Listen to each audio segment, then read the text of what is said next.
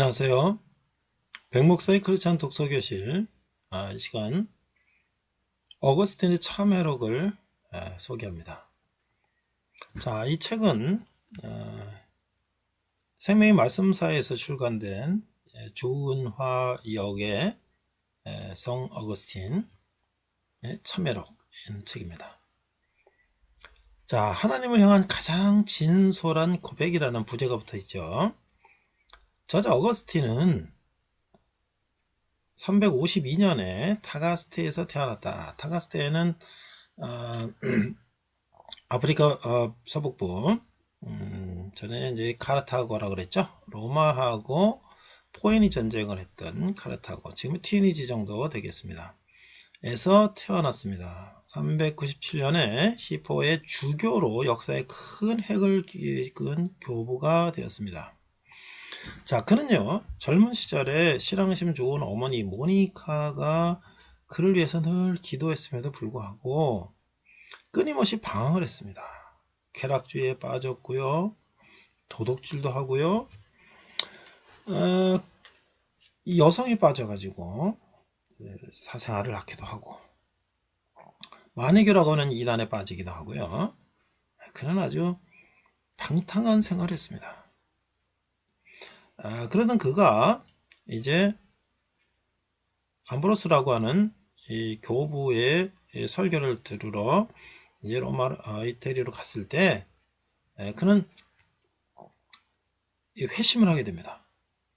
그가 살아왔던 방탕한 그런 생활들을 다시 돌이키게 되는데, 그가 이런 일화가 있습니다. 어린 아이들이 모여서 장난하면서 놀면서 부르는 노래를 부르고 있는데, 집어들고 읽어라 하는 그러한 노래를 듣는데, 집어들고 읽어라, 그런 말이 계속 마음속에 들어왔는데, 그가 그때 이렇게 주위를 보니까 아마 신부님들이 읽던 로마서 성경책이 있던 것이었습니다. 그래서 그가 그것을 들고 읽기 시작했어요.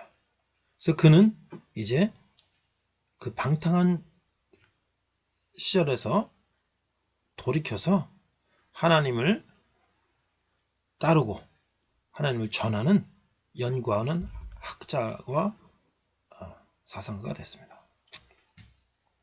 자, 그는 철학을 공부하고 성경을 무시하며 마니교에 심취해 있었어요. 수많은 영적 지식의 혼란 가운데서 헤매던 중에 384년 밀라노로 건너가 암브로스의 설교를 듣고 크게 감화를 받았습니다. 그리고 2년 뒤에 386년에 드디어 회심을 하게 됐습니다. 그 후 387년에 세례를 받은 어거스틴은 다가스테로 돌아와서 다시 학교에 몰두하고 391년에 히포를 방문하여 그곳의 주교로부터 안수를 받습니다. 지금 그러면 신부가 되거나 목사가 되는 것이죠. 그는 397년 히포의 주교가 된 그때 이후 3년 동안 이 참회록을 집필하게 됩니다. 하나님을 찬양하며 이 시대 최고의 성자가 되었습니다. 그는 430년 8월 28일 조용히 자신의 생애를 마감하였습니다. 자, 이 어거스틴의 참회록에 나오는 목차를 한번 살펴보면, 자, 하나님에 대한 하나님의 위대하심에 대한 고백, 어린 시절 어머니 모니카가 어떻게 자기를 길렀는지, 카르타고에서 살 때, 그런데 세월이 덧없이 쓰러지지 아니하나니 치료와 회복, 이렇게 이제 조금씩 회복되는 것이 나오는데요. 자, 그의 인생은 이 V자가 거꾸로 된 것처럼 끊임없이 타락과 이 나락으로 떨어져 가는 것이죠. 앞서 말한 것처럼 지적인 방황이라든지 육신적인 타락이라든지 영적인 타락, 이런 걸 통해서 지속적으로 내리막길에 갔다가 그가 이제 회심을 하면서 다시 회복이 되는 것입니다.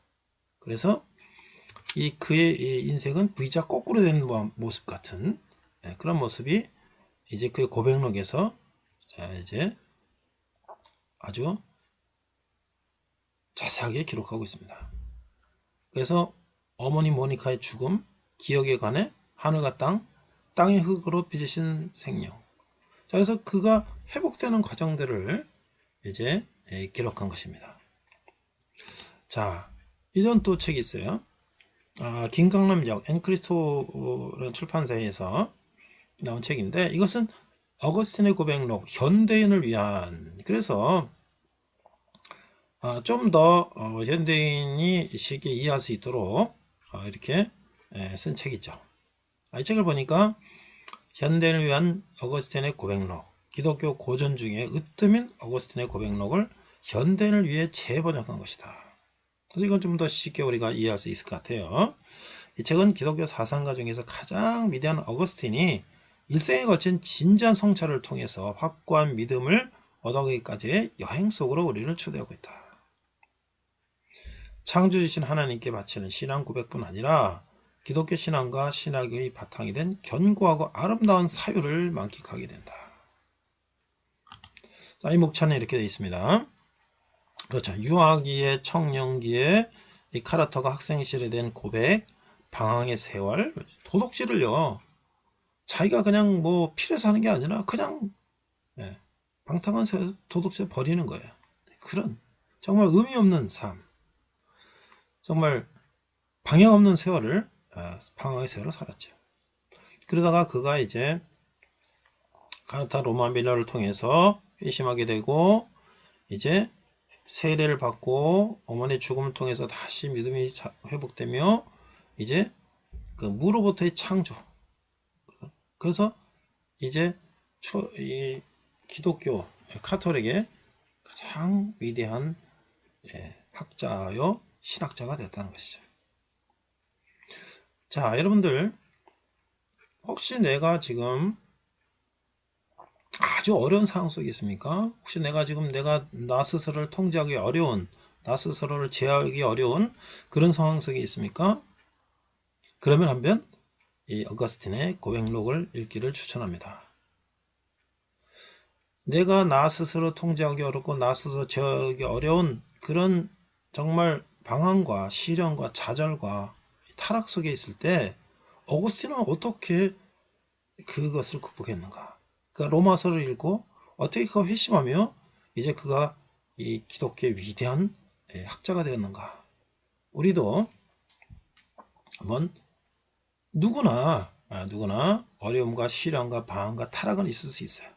그러나 거기서 우리가 이 바닥을 치고 반등하는 그런 모습을 우리가 얼마든지 회복할 수가 있죠. 성경에 보면 다윗도 그렇고 많은 사람들이 바닥까지 내려갔지만 다시 회복되는 모습을 봤을 때 그들은 어떻게 그렇게 바닥을 치고 반등했을까? 이 AD 300년대에 위대한 신학자여 성자였던 이 어거스틴의 고백록을 오늘날 우리가 다시 보면 1600년 전 이야기가 오늘 나에게 될 수가 있는 것이죠. 그런 새로운 반등의 기회를 얻고자 하는 사람들, 한번 이 책을 읽기를 권합니다. 이상 백목사의 크리스찬 독서 교실이었습니다. 감사합니다. 네, 오늘은 고린도전서 4장 제2호가 시험을 능히 이기라 라는 말씀을 가지고 말씀을 나누고자 합니다. 부제로는 어거스틴의 고백록을 함께 나누도록 하겠습니다. 자, 본문은 고린도전서 10장 12절과 31절, 우리가 많이 들었던 말씀인데요.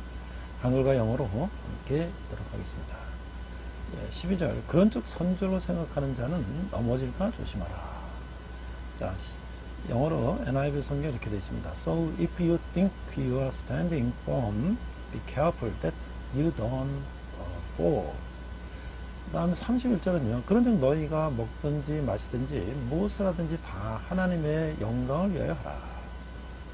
영어로 이렇게 되어 있습니다. So whether you eat or drink or whatever you do, do it all for the glory of God. 이렇게 되어 있어요. 자, 우리가 이 고린도라는 지역은 어떤 지역인가? 로마 아시아의 교두보다. 그래서 이 고린도에 대해서 사랑도에게 이문 목사님이 이렇게 정리한 걸 보니까요. 로마에서 아시아로 항해할 때 펠로폰네소스 반도를 둘러서 가는 바닷길은 험하다. 그래서 그보다 빠르고 안전한 고린도 해역으로 간다. 고린도 지역은 약 5,800km가 육지여서 바닷길이 막혀 있다. 고린도 운하가 없던 시절에는 사람들이 하선에서 화물을 육로로 옮겼다. 이로 인해서 고린도는 무역의 중심지가 되었다. 수리아, 아시아, 아가야, 로마로 보험 사슬을 이어가고자 비전을 품은 바울에게 고린도는 선교의 교두보가 되기에 충분했다. 로마는 주전 1196년에 고린도를 정복했다. 로마에 대항했던 고린도는 주전 146년에 폐허가 됐어. 그러나 고린도의 중요성을 알았던 가이사르, 케자르, 시저가 주전 46년에 도시를 재건하고 로마에서 자유민이 된 사람들을 이주시켰어요. 무역으로 번창한 고린도는 주전 27년에 아가야 지방의 행정 수도가 되었던 것이죠. 바울이 방문한 당시 고린도 인구는 20만 명이 넘었다. 그 옛날에 20만 명이나 엄청난 도시죠. 아테네의 20배 정도, 아테네가 10,000명 정도라 했다니까 이 규모가 상당하죠. 고린도에 들어가면 아고라 뒤에 보이는 높은 산 아크로폴리스가 눈에 들어오는데 이곳은 아프로디테 여신을 음란하게 섬겼던 거예요. 수천 명의 신녀가 남자들을 유혹해서 신전으로 끌어들인 후에 음란한 예식을 하고 제사를 지냈어요. 고린도가 얼마나 음란했던지 아테네 사람들은 고린도 사람 같은 놈이라고는 용어를 음란한 사람의 대명사로 사용할 정도였다는 거예요. 고린도 유적지에 들어서면 고린도 문화를 알 수 있는 박물관이 있는데 보기 민망한 그림과 이 조각상이 많이 있다는 거예요. 그래서 유대인의 회당이라고 새겨진 돌과 메노라, 우리가 이렇게 성전 7 촛대가 있는 촛대를 말하죠. 성전 촛대 문양의 기둥도 있어서 바울이 방문한 고린도 회당의 모습을 짐작하게 한다는 거예요. 아고라 이러면 베마, 로마 총독이 재판하던 곳이라 불리는 높은 강단을 볼 수가 있고요. 바울은 유대인에게 끌려가 철학자 세네카 형제인 갈리오 총독에게 재판을 받았다고 합니다. 아고라 서쪽 부근에는 달리 갈 때 출발지로 사용했던 두 발을 놓는 흠이 몇 선명히 남아있는데 북쪽 바다로 향하는 넓은 길 좌우에는 많은 상점들이 많은 거예요. 이런 상점 중 하나에서 바울이 아굴라 브리스킬라 부부와 더불어 천막제는 일을 하며 선교했다고 하는 거예요. 바울은 험난한 도시 고린도 성도들에게 편지를 보내서 성령의 전이 된 우리 몸의 거룩함과 참사랑이 무엇인지 밝힘으로써 음란한 이 시대에 귀한 교훈을 준다라고 하는 것이죠. 자, 그럼 우리 10장 1절에서 5절을 보니까 홍해를 건너서 또 만나의 신약절입니다. 그 홍해와 그 만나는 어떤 의미가? 그래서 우상 숭배하는 일을 피하라.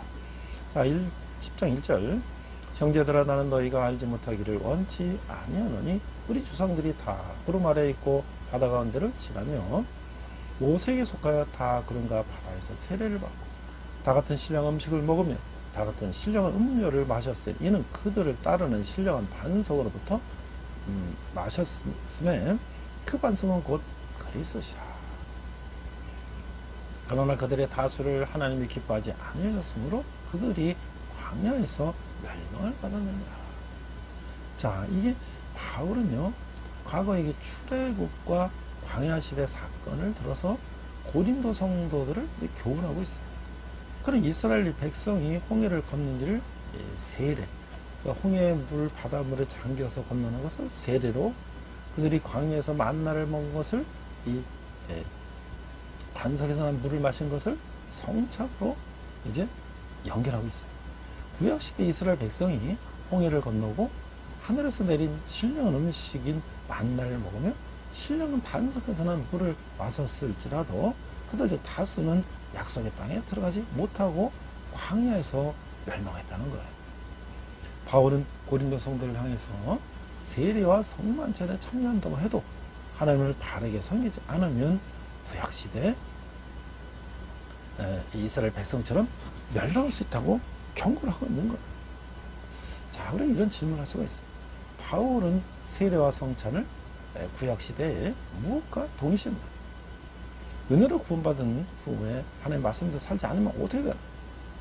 우리가 은혜로 구원받았지만 하나님 뜻대로 살지 않으면 어떻게 되나? 영원히 하나님과 함께하고 하는 것이죠. 두 번째는 이스라엘의 죄와 고린도 교회의 죄를 10장 6절에서 13절에 이렇게 말씀하고 있는데요. 자, 6절 이러한 우리 본보기와 되어 우리로 하여금 그들이 악을 즐겨하는 것 같이 즐겨하는 자가 되지 않게 하려 함이니 그들 가운데 어떤 사람들 같이 너희는 우상 숭배하는 자가 되지 말라. 기록된 바 백성이 앉아서 먹고 마시며 일어나서 뛰는 담과 같으니라. 그들 중에 어떤 사람들이 음행하다가 하루에 2만 3천 명이 죽었나니 우리는 그들 같이 음행하지 말자. 그들 가운데 어떤 사람들 주를 시험하다가 대백에 멸망하였나니 우리는 그들 같이 시험하지 말자. 그들 가운데 어떤 사람들은 주를 시험하다가 10절 그들 가운데 어떤 사람들이 원망하다가 멸망을 지키는 자에게 멸망하였나니 너희는 그들 같이 원망하지 말라. 11절 그들에게 일어난 이런 본보기가 되고 또한 말세를 만난 우리를 깨우치기 위하여 기록되었느니라. 그런즉 선지로 생각하는 자는 넘어질까 조심하라. 오늘 본문 말씀이죠. 사람이 감당한 시험 밖에는 너희가 당할 것이 없나니 오직 하나님은 미쁘사 너희가 감당하지 못할 시험을 당함을 허락하지 아니하시고 시험 당할 적임에 또한 피할 길을 내사 너희로 능히 감당하게 하시느니라. 자, 이 말씀은요, 과거의 실패의 원인을 알면 내가 주의할 것이 무엇인지 명확히 알 수가 있다고 하는 거예요. 바울은 이스라엘 백성의 죄를 언급하고 있어요. 금성아지 우상을 만들어 숭배한 죄, 모압 평지에서 바알볼 우상을 숭배하고 모압 여인들과 간음한 죄, 하나님을 시험한 죄, 하나님을 원망한 죄가 있다고 하는 거예요. 이스라엘 백성은 이런 죄로 인하여 광야에서 멸망을 했어요. 구약시대 이스라엘 백성이 저지른 우상 숭배와 음란과 방종의 죄는 고린도 성도들과 모든 시대 사람들에게 반면교사가 되는 죄예요. 이에 바울은 선주로 생각하는 자는 넘어질까 조심하라 라고 경고하고 있어요. 누구든지 조심하지 않으면 죄의 유혹에 넘어가기 쉽죠. 그러나 하나님은 우리에게 감당할 시험만을 허락하신다고 하는 거예요. 하나님을 의지하지 않으면 넘어지지만 하나님을 의지하는 한 시험을 이기고도 승리할 수가 있다고 하는 것이죠. 여기서 우리는 질문을 할 수가 있어요. 이스라엘 백성이 출애굽의 광야에서 저지른 죄는 무엇일까요? 주님께 피할 길을 구하며 내가 이겨내야 할 시험은 무엇일까요? 그럼 주님이 막 만나와 매출하기 중에도 불구하고 또 불평불만하고 물이 없다 뭐가 없다 그런 하나님을 거역하고 아직 금송아지까지 만드는 죄를 범했죠. 자, 우리가 이제 식사의 의미 10장 14절에 18절을 보니까 14절 그러면 내 사랑하는 자들아 우상 숭배하는 일을 피하라. 나는 지혜 있는 자들에게 말한 것 같이 하노니 너희는 내가 이르는 말을 스스로 판단하라. 우리가 축복하는 바 축복의 잔은 그리스도의 피에 참여함이 아니며 우리가 떼는 떡은 그리스도의 몸에 참여함이 아니냐. 떡이 하나여 많은 우리가 한 몸이니 이는 우리가 다 한 떡에 참여한다. 육신을 따르는 이스라엘을 보라. 재물을 먹는 자들이 제단에 참여하는 자들이 아니냐. 자, 이 식사의 의미, 그 우상 숭배는 우리가 멀리해야 되죠. 그러니까 바울은 교제의 명목으로 우상 신전 행사나 그들의 공동 식사에 참여하는 것을 피하라고 하고 있어요. 바울은 신약시대 성찬과 구약시대 희생 제사의 식사를 들어 식사 의미를 설명하고 있어요. 성도는 성전에 참여함으로써 그리스도의 몸과 피에 참여하죠. 그리스도의 몸이 하나이므로 성전에 참여하는 성도는 하나가 되는 거예요. 구약시대에는 희생제사 외에 사람들이 제물을 나누어 먹었는데 이로써 그들은 하나님과 교제하고 제사에 참여한 사람들과도 교제하는 거예요. 코이노니아. 교제하는 거죠. 이렇듯 식사를 한다는 것은 교제를 한다는 뜻이에요. 따라서 우상 밑에서 먹는 식사는 우상과 교제하는 힘으로 피해야 한다고 하는 것이죠. 자, 이런 질문을 할 수가 있는데요. 성찬에서 한 몸, 한 떡이 강조된 이유는 무엇일까요? 내가 생각하는 식사의 의미는 무엇일까요? 우리가 함께 식사한다는 것은 하나의 공동체가 된다는 의미죠. 그 다음에 이제 우상하게 바친 음식에 대해서 바로 이렇게 말씀하고 있어요. 19절. 그런즉 내가 무엇을 말하느냐? 우상의 제물은 무엇이며 우상은 무엇이냐? 무릇 이방인이 제시하는 것은 귀신에게 하는 것이고 하나님께 제사하는 것이 아니니 나는 너희가 귀신과 교제하는 자가 되기를 원하지 아니하노라. 너희가 주의 잔과 귀신의 잔을 겸하여 마시지 못하고 주의 식탁과 귀신의 식탁에 겸하여 참여하지 못하리라. 그러던 우리가 주를 노여하시게 하겠느냐? 우리가 주보다 강한 자다. 자, 이게 우상에 바친 음식은요, 우상은 아무것도 아니에요. 별것도 아니에요. 그러나 귀신이 우상을 이용해서 자신을 숭배하는 것이 문제라고 하는 거예요. 그래서 바울은 우상에게 제사하는 것은 귀신에게 하는 것을 거짓을 분명히 하고 있는 것이죠. 따라서 우상의 제물을 먹음으로써 귀신과 교제해서는 안 되는 것이죠. 우상에 바친 음식에 어떤 효력이 있는 것은 아니에요. 하지만 스스로 강한 자로 자처하며 우상에게 바쳤던 음식을 먹으면 자칫 우상 숭배자가 에게 동화될 수가 있다고 하는 거예요. 주님의 식탁에 참여하는 성도가 귀신의 식탁에 참여할 수는 없는 것이죠. 우상 숭배는 주님의 노여움과 질투를 불러일으키는 죄악이라고 하는 거예요. 인간은 연약하게 넘어지기가 쉬워. 우상과 가까워지는 일은 어떤 형태로든 피해야 해요. 악은 어떤 모양이라도 버려야 하는 거예요. 그래서 우리 이런 질문을 할 수가 있어요. 우상에게 바쳤던 음식을 성도가 먹지 말아야 하는 이유는 무엇인가요? 우상 제사의 문제점을 누구에게 전하고 싶습니까? 그렇죠? 그래서 우리가 제사에 같이 함께하지 않는 거예요. 자, 오늘 이 죄의 유혹에서 벗어난 인물을 제가 찾아보니까 우리 이제 아우구스티누스를 알 수가 있어요. 그는 354년에서 태어나서 430년에 이제 세상을 떠났는데요. 아우구스티누스는 아담과 하와가 선악과를 따먹은 죄로 인해 인간은 죄를 가지고 태어난다는 그 원죄설을 그리스도교 교리로 완성시킨 교부다. 기독교 아버지 역할을 했단 말이죠. 믿음의 아버지 역할을 했단 말이죠. 이교된 아버지와 그리스도교인 어머니 사이에서 태어났어요. 354년에 아프리카의 타가스테에서 출생했는데 430년 히포의 감독, 현재 알제리 스쿠아라스 지역에 감독을 했어요. 역사의 한획을 끈 교부 중.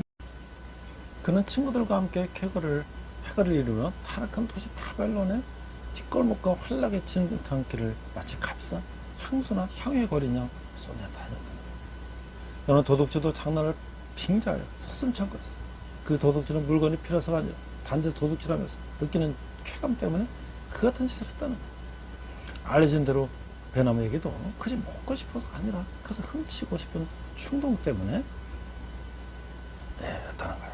원래 야바에 들어가서 배를 따냈지만 실제로 그것을 나쁜 것은 두세에 불과하고 나머지는 버리거나 대제에게 주어버리고 말았다는 거예요. 오늘 그 같은 기억을 해가면서 죄악은 어떤 목적이 있어서 한 것이 아니라 단순히 죄악 그 자체를 좋아하는 데서 생긴다고 말했던 것이죠. 그런 범행 동기도 집중적으로 분석을 했어요. 범죄 뒤에는 두 가지 요인이 있는데 하나는 세상적인 욕망을 채우고 싶은 소유욕이에요. 단 하나는 가진 것을 잃지 않으려는 두려움이라고 했어요. 범죄는 범죄 자체를 사랑하는 것은 아니지만 거기는 어떠한 형태로든 동기가 있다고 했어요.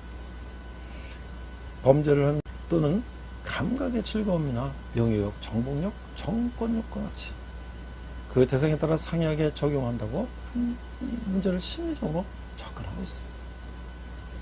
나는 우정의 샘을 불결한 더러움으로 모독하였고 그 순결을 지옥 같은 탐욕으로 훼손했으며 외모로는 항상 인자한 인격을 지닌 인사로 보이려고 애썼습니다.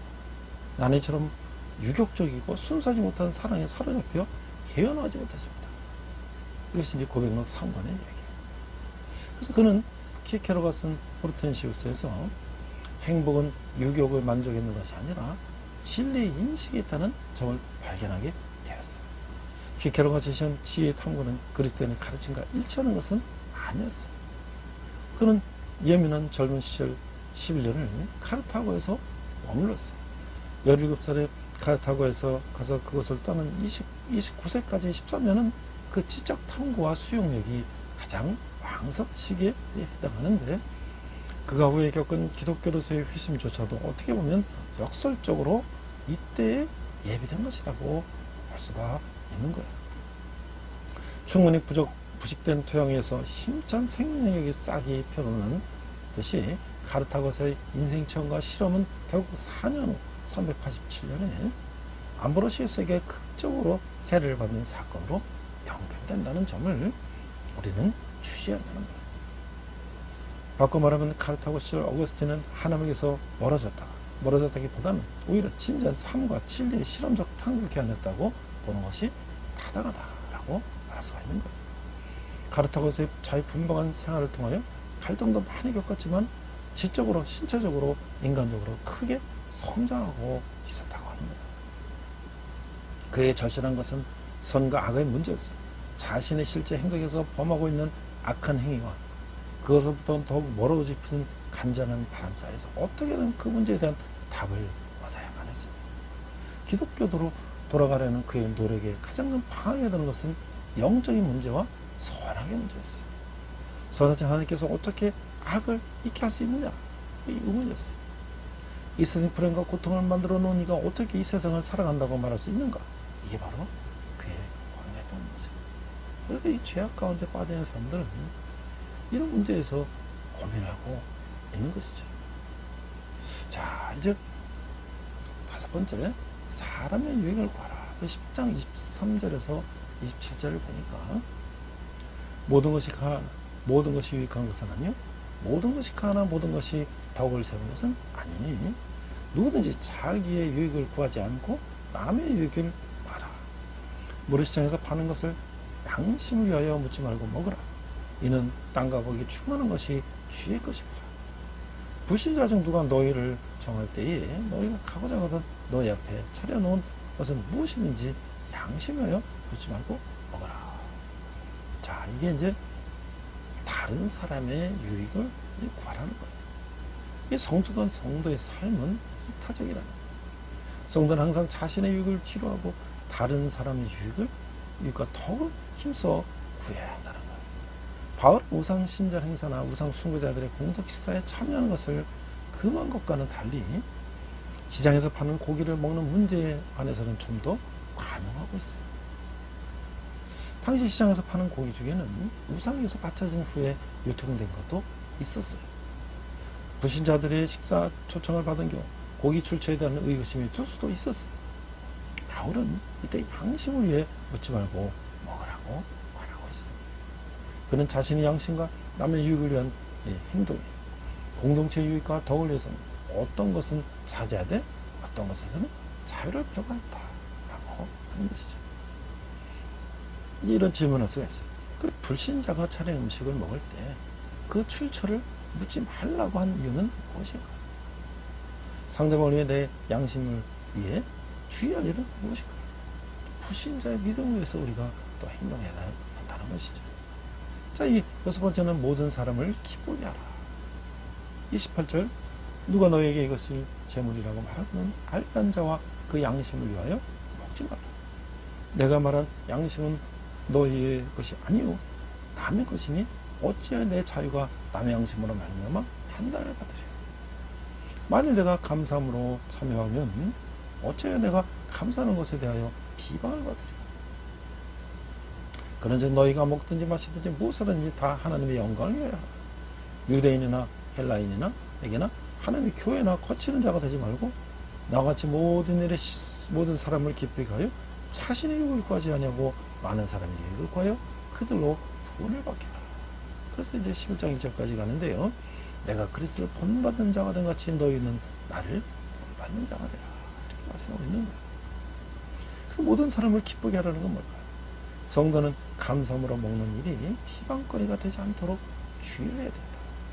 바울은 우상에 바쳤던 제물임을 알았을 때는 그것을 먹지 말라고 했어요. 음식을 준 사람의 믿음에 연약한 자든 불신자든 성도가 우상의 제물임을 알고 먹는 모습을 보면 그 믿음을 의심할 수 있기에 상대방 양심을 위해서 먹지 말아야 되는 거예요. 그런데 먹을 수 있는 자유보다 중요한 것은 실족하기 쉬운 한 영혼이라고 하는 거예요. 그럼 먹든지 마시든지 무엇하든지 간에 하나님의 영광을 구하며 이웃을 배려해야 된다라고 하는 것이죠. 예수님은 이런 삶을 사셨고 바울은 이를 본받아 많은 사람의 유익을 구하는 삶을 살았던 겁니다. 우리도 이타적인 삶을 살아야 하는 것이죠. 다른 사람의 유익을 앞세우는 수고는 불신자를 구원하는 통로가 되는 것이죠. 그래서 이런 질문을 할 수가 있어요.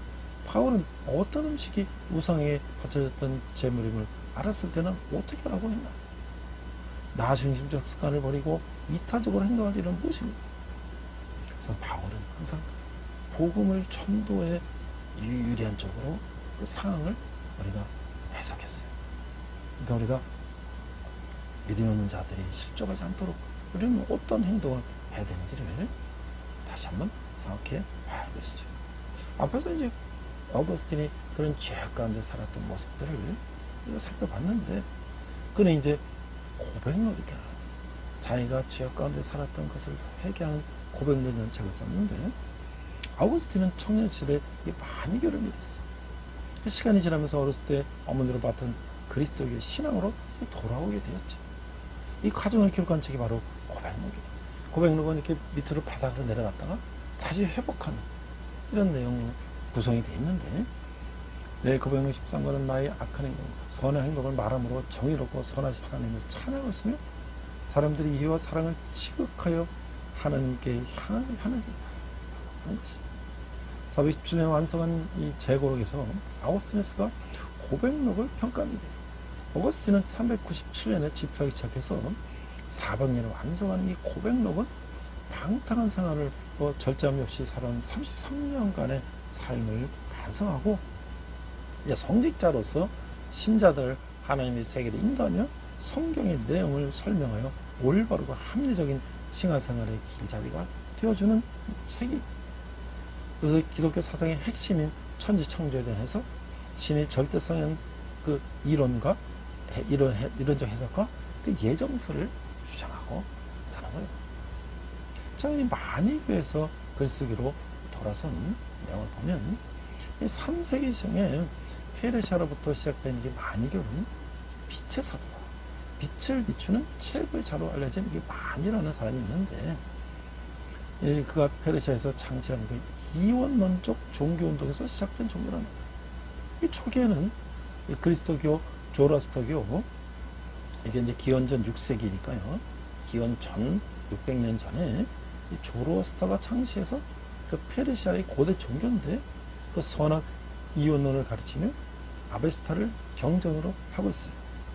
그 다음에 이제 또 배하교, 불교의 여러 요소를 혼합하고 있다고 해서 이단으로 여겨졌는데, 페르시아의 조로스터 교에서 갈라져 나오고 또 교리를 일관되게 정리해 바로 세워서 고유한 종교로 살아본 게 바로 만이교라는 거예요.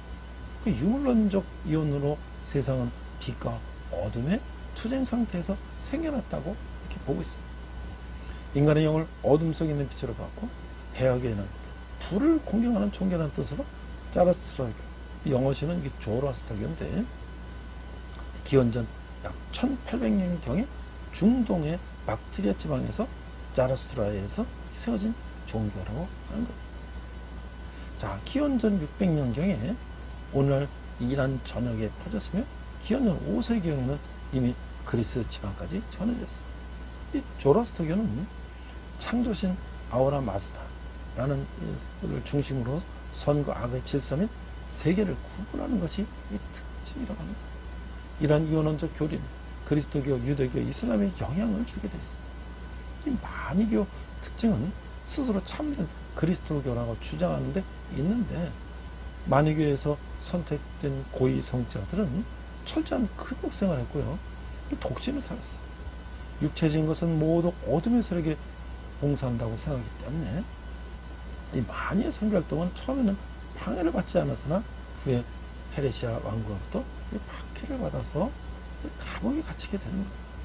그 만이교도들이 빛을 비추는 자의 고통 또는 만의 순환이라 부르는 26일 동안 재판을 받은 뒤에 제자들에게 마지막으로 이 이야기를 남기고 죽는데, 만이교는 간단 명료한 교의와 예배 양식, 엄격한 이 도덕 계열이 있었다고 합니다.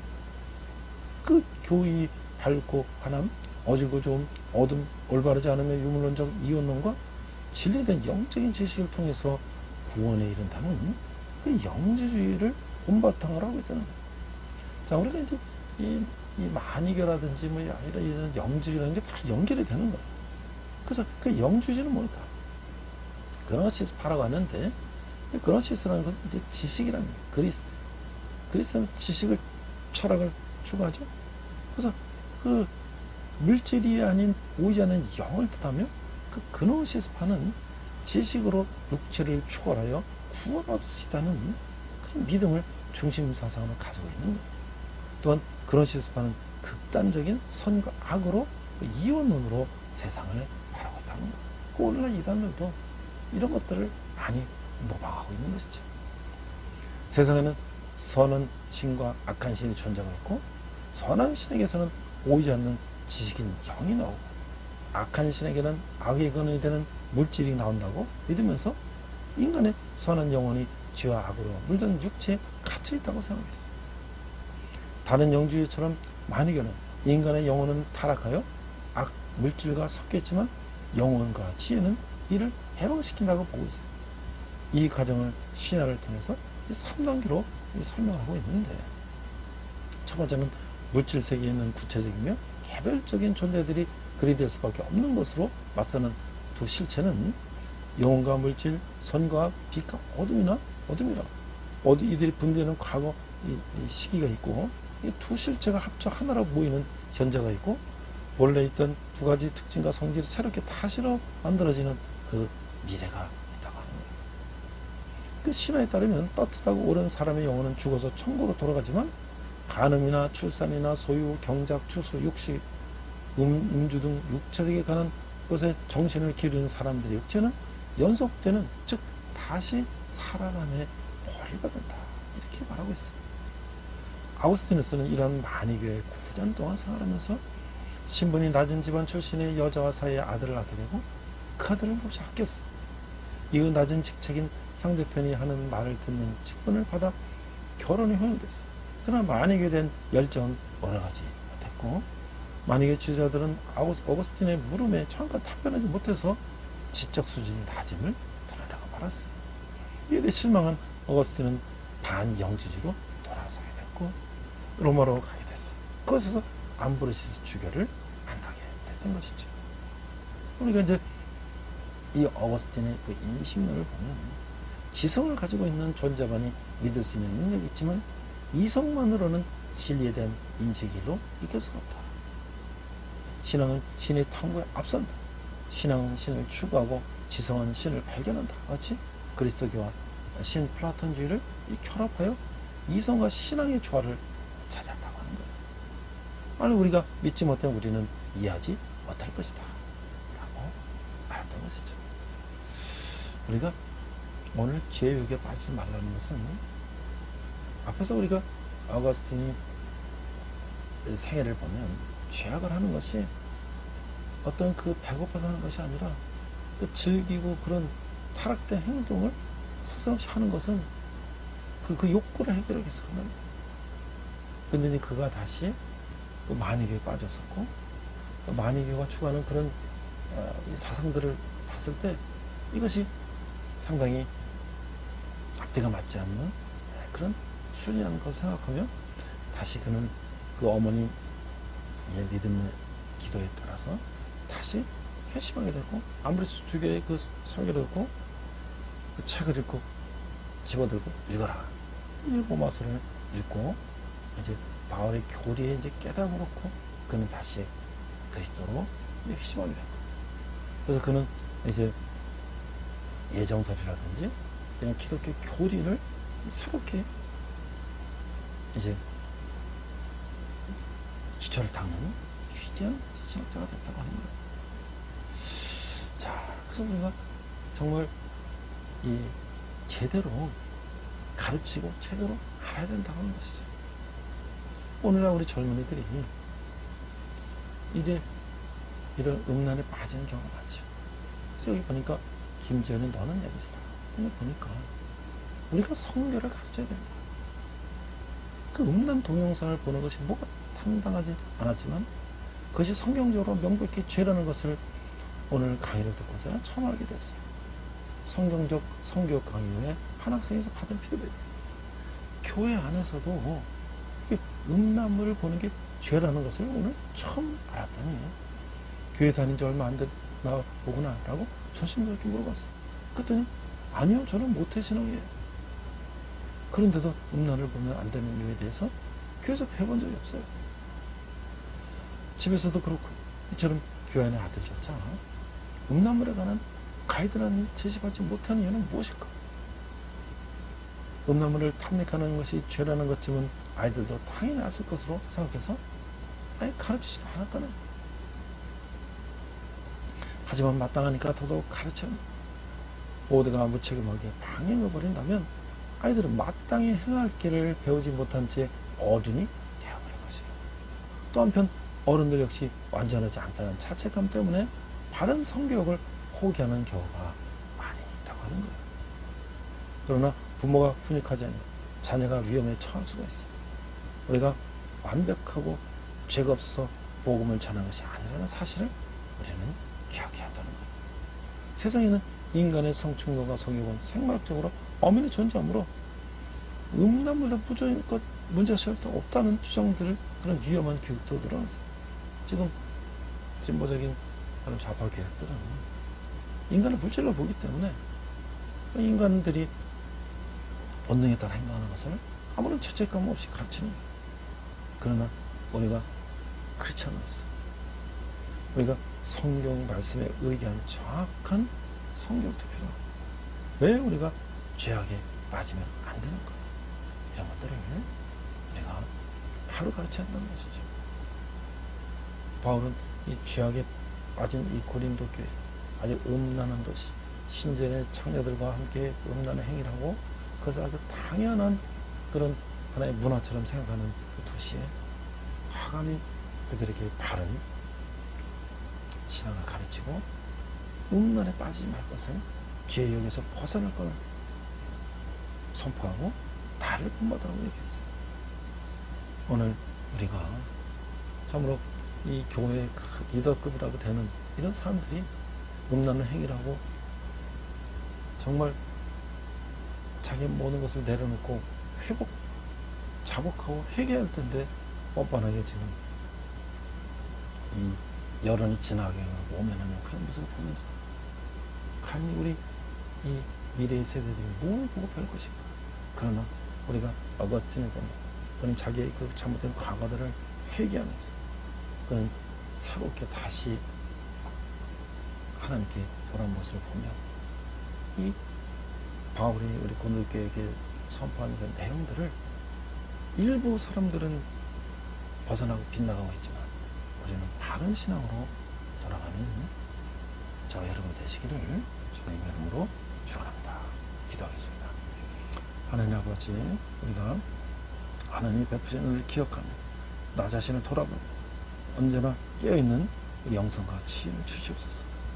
우리가 하루하루가 시험의 연속이지만 우리 감당한 능력을 주시고 피할 것이고 하나님을 의지하며 믿음과 인내의 삶을 살 수 있도록 인도하여 주시옵소서. 감사드리며 예수님 이름으로 기도했습니다. 아멘.